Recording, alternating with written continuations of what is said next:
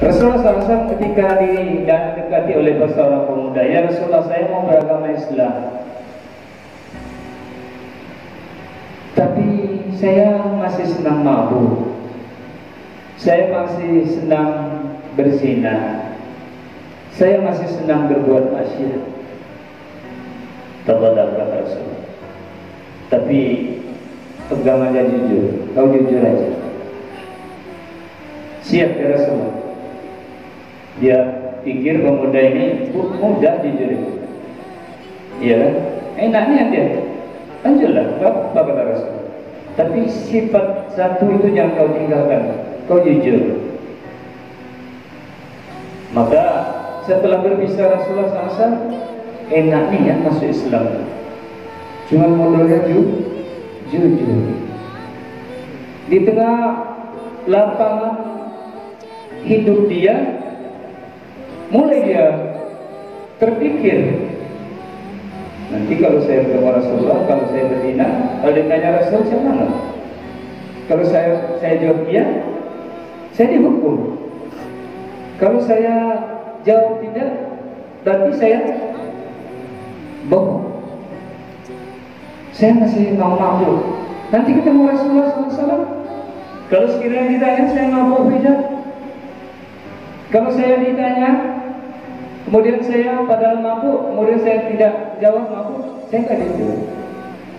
Akhirnya selesai. Menjadilah orang yang shadiq, jadi seorang muslim yang hebat. Yang sekalian, maka di sini nilai-nilai yang Allah tanamkan dengan saum dan jujur ini membawa ketenangan buat kita.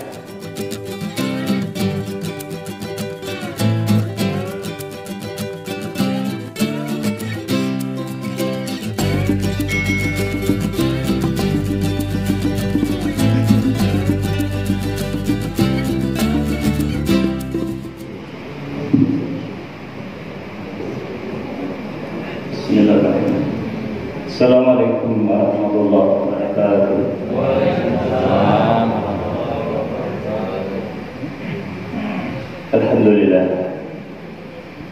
Amsayna wa amsal kullillahi alhamdulillah la syarika la ilaha illa wa la ilaha nusyur. Amsayna ala fitratil Islam wa kalimatil ikhlas wa ala dini nabiyina Muhammadin sallallahu alaihi wasallam wa ala millati Ibrahim hanifan wa ma kana minal musyrikin. Asyhadu an la ilaha illallah wahdahu la syarika lah, asyhadu anna Muhammadan abduhu wa rasuluh. Allahumma shalli wa sallim ala Muhammad wa ala alihi wa ashabihi ajma'in. Qala ta'ala a'udzu billahi minasy syaithanir rajim. Bismillahirrahmanirrahim. Ya ayyuhalladzina amanu kutiba 'alaikumus syiyam kama kutiba 'alal ladzina min qablikum la'allakum tattaqun.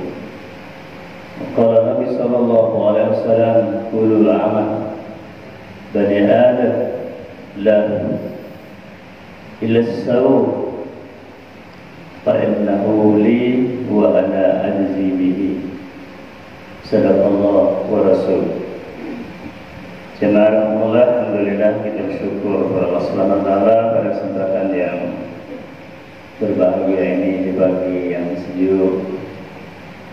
Semoga sejuknya ini sampai ke hati kita masing-masing. Alhamdulillah, kita masih berada di atas muka bumi ini hingga hari ke-22 di bulan yang berkah ini.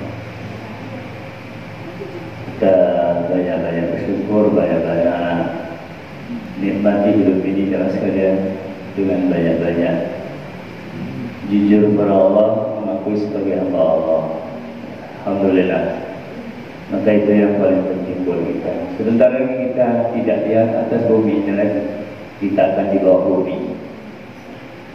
Karena memang itulah sunnah kehidupan. Kita sampaikan salam kepada Nabi kita Nabi Muhammad sallallahu alaihi wasallam, kepada keluarganya, kepada para sahabatnya, kepada para pengikutnya yang akhir zaman. Ya Allah, di saat ibadah-ibadah yang lain, ketika ada perintah maka kita bergerak. Perintah salat dengan berkumandangnya azan, kita bergerak menuju tempat azan tersebut. Ada perintah haji, kita bergerak untuk mengumpulkan harta benda. Kemudian kita siapkan fisik kita. Perintah zakat juga demikian, kita laksanakan. Itu semuanya untuk kita persembahkan kepada Al-Khaliq, Tuhan kita, tempat kita nanti berkumpul. Demikian amalan-amalan yang lain. Sementara siam atau saum ini atau puasa ini, ketika ada perintahnya, kita menahan diri. Itulah puasa, menahan. Jadi ini uniknya ibadah ini. Makanya Allah Subhanahu wa taala dalam hadis kursi, ini redaksinya hadis kursi. Jadi hadis kursi itu adalah hadis yang disampaikan oleh Rasulullah SAW, yang redaksinya nggak boleh dirubah oleh Nabi. Itu hadis kursi namanya. Kullu amalu bani Adam lahu, kata Allah Subhanahu wa taala. Setiap amalnya anak Adam itu lahu, untuk dia, illa saum, kecuali saum. Fa innahu li, saum itu atau puasa itu untukku, kata Allah Subhanahu wa taala. Wa ana ajzi bihi, dan aku langsung akan membalasnya. Ya, ini jelas sekalian. Saum ini nggak kelihatan dengan kita. Maka balasan saum ini atau puasa ini tanpa diketahui oleh kita. Bahkan Rasulullah SAW juga nggak tahu. Kalau amalan-amalan yang lain kan diketahui, diberitahu oleh Nabi kita. Misalnya kita ikut menyalatkan, menguburkan jenazah tetangga kita, ya, pahalanya seperti gunung Uhud, kata Rasul. Atau setelah salat subuh berjamaah ini, kemudian kita zikir atau tilawah Quran, atau kita berdiam diri di masjid. Apa kata Rasul? Barang siapa yang salat subuh berjamaah di masjid, kemudian dia menahan diri sehingga matahari terbit, dan dia salat sunnah syuruk atau isya 2 rakaat ringan, maka pahalanya sama dengan haji dan umrah. Tamatut, kata Rasul. Pahala salat sunnah itu, jemaah sekalian, sama dengan haji dan umrah. Sempurna.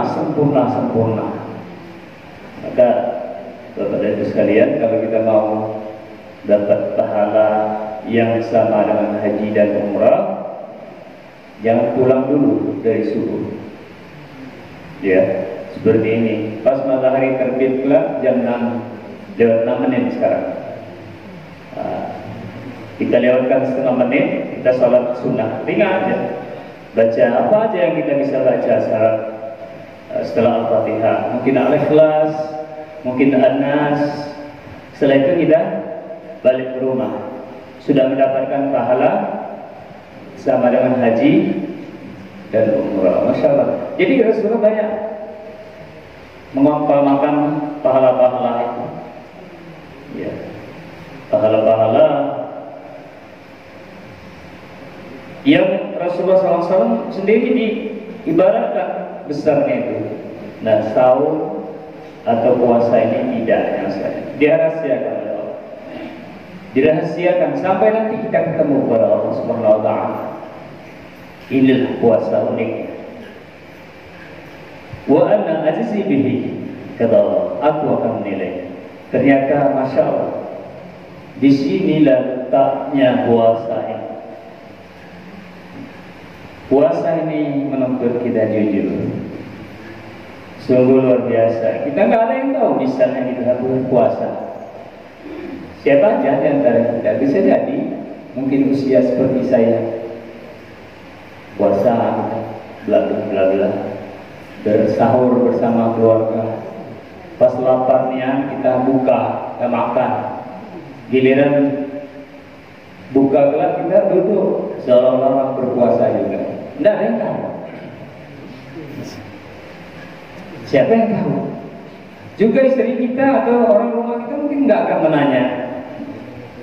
Barangkali pertanyaan dia ini apa? Larangan lah bahasanya. Masih puasa Pak?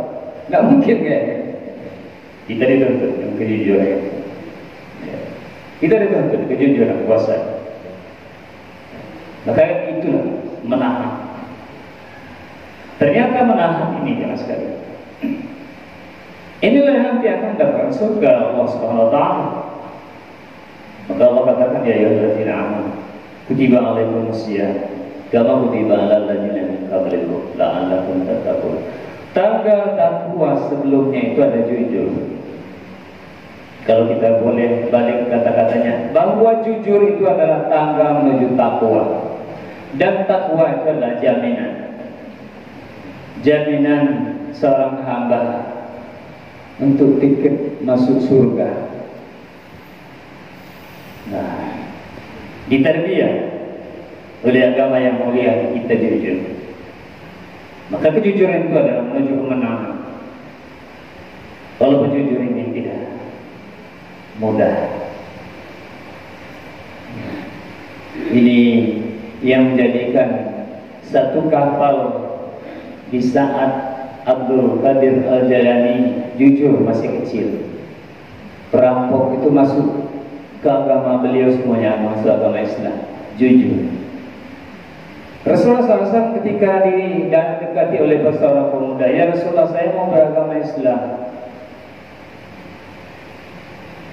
tapi saya masih senang mabuk, saya masih senang berzina, saya masih senang berbuat maksiat. Tafadhal kata Rasul.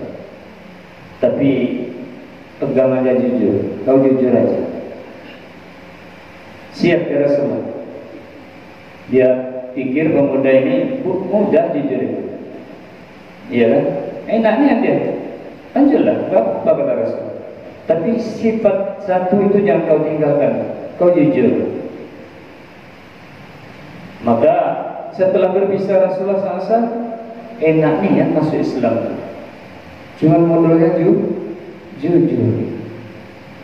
Di tengah lapangan hidup dia, mulai dia terpikir, nanti kalau saya bertemu Rasulullah, kalau saya berzina, kalau ditanya Rasul, saya mana? Kalau saya jawab iya, saya dihukum. Kalau saya jawab tidak, berarti saya bohong. Saya masih mau mabuk. Nanti ketemu Rasulullah SAW, kalau sekiranya ditanya saya mabuk tidak. Kalau saya ditanya, kemudian saya padahal mabuk, kemudian saya tidak jawab mabuk, saya nggak jujur. Akhirnya selesai. Menjadilah orang yang shadiq, jadi seorang muslim yang hebat. Yang sekalian, maka di sini nilai-nilai yang Allah tanamkan dengan saum. Dan jujur ini membawa ketenangan buat kita. Seorang suami jujur, dia yakin jujur. Ketika di hadapan istrinya, dia tidak ngapa-ngapain, jujur. Rekayasa jawabannya nggak ada. Tidak ada rekayasa, karena dia jujur. Tenang dia. Ya. HP-nya nggak dikunci, digeletakkannya mana-mana aja. Dia berani meletakkan HP di situ. Dia jujur, nggak ada apa-apa. Sama penampakannya dengan hati, itu jujur ya sekalian. Tapi kalau ketika kita sudah tidak jujur, kacau dalam dadanya, ribet hidup kita. Dan jangan ketahuan. Mulai kita berpikir untuk membuat rekayasa kebohongan yang lain. Kan gitu kalau kita sudah bohong, Pak. Tapi pernah kita bohong itu siap melawan Pak? Siap menerima risiko? Jarang orang bohong itu akan siap menerima risiko. Jadi dia akan membuat. Alhamdulillah. Inilah iman, jangan sekalian. Inilah iman. Maka siapapun dia ketika ini dilaksanakan, maka akan menjadilah hebat di sebuah rumah tangga kecilnya. Bahkan kepada pribadi kita ini aja. Dan Allah Subhanahu Wa Taala kita buka HP, Allah sudah larang yang gini. Kita masih, kita nggak jujur dengan diri sendiri. Kalau ketahuan, kalau anak saya melihat, kalau istri saya melihat, saya buka HP kayak gini, saya nggak jujur. Yang sekali, betapa indahnya jujur itu. Jujur inilah senjata kita. Itulah yang dinamakan oleh Allah qalbun salim, hati yang selamat. Jangan lupa, hati yang selamat inilah yang akan kita persembahkan di hadapan Allah Subhanahu Wa Taala besok, bukan yang lain. Yauma la yanfa'u malu wala banun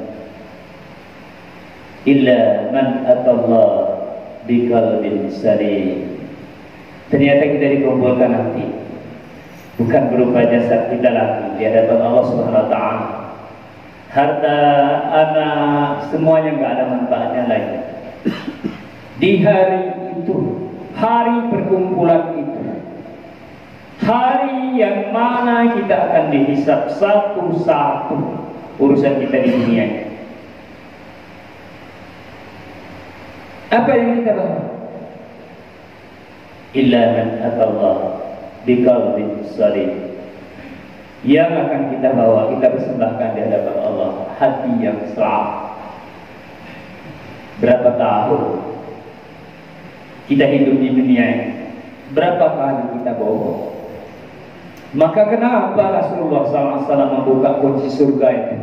Nabi akhir zaman, bukan bapak kita Nabi Adam, bukan Nabi Musa yang hebat, bukan Nabi Ibrahim Khalilullah,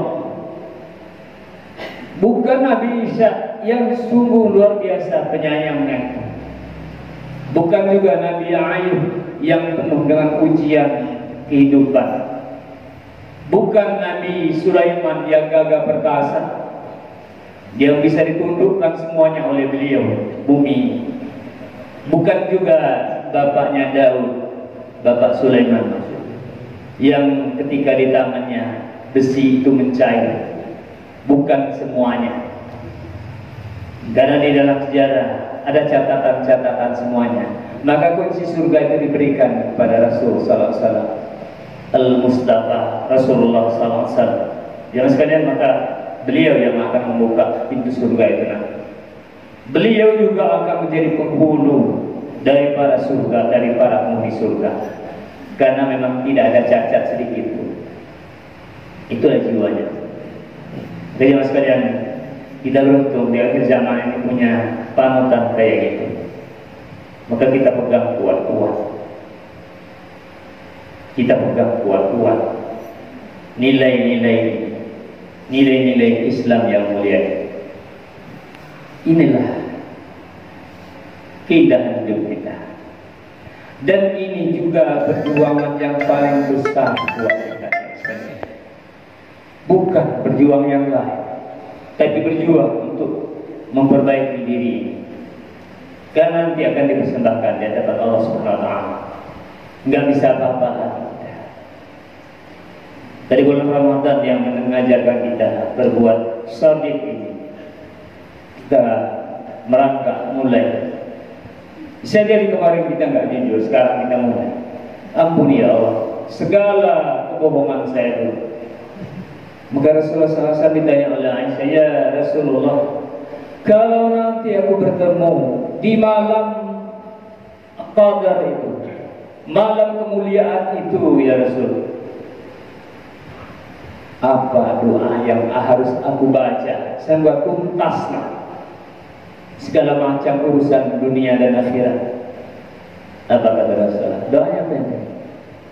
Baca doa, Allahumma innaka afuwun tuhibbu afwa fa'fu anni. Allahumma innaka afuwun tuhibbu afwa fa'fu anna. Baca itu aja kata Rasul. Wahai Allah yang sangat pemaaf dan mencintai orang-orang yang minta maaf, maka maafkan aku ya Allah. Ternyata jangan sekalian itu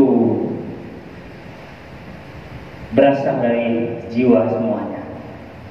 Maka kita minta ya. Masih ada sisa-sisa waktu Ramadan.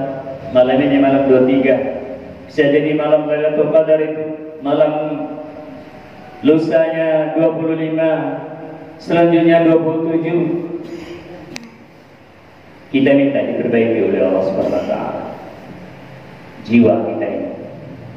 Kita semangatin karena hidup ini cuma sekali. Maka jangan sekalian, kemenangan itu yang sungguhnya adalah di saat jiwa ini menang. Gak ada manfaatnya rekayasa di muka bumi, gak ada sama sekali. Maka tidak ada yang harus kita banggakan. Yang kita miliki kecuali jiwa yang selamat. Bukan berarti kita tidak boleh punya semuanya. Boleh kita punya rumah yang bagus, boleh punya kendaraan yang bagus, boleh punya kebun yang luas, boleh punya segala macam harta benda. Tapi kita jujur, dari mana kita mendapatkan itu? Karena di hadapan Allah Subhanahu wa taala akan ditanya. Sendal jepit kita itu aja, kita akan ditanya. Maka jangan sekalian mulut kita nanti akan dilakban.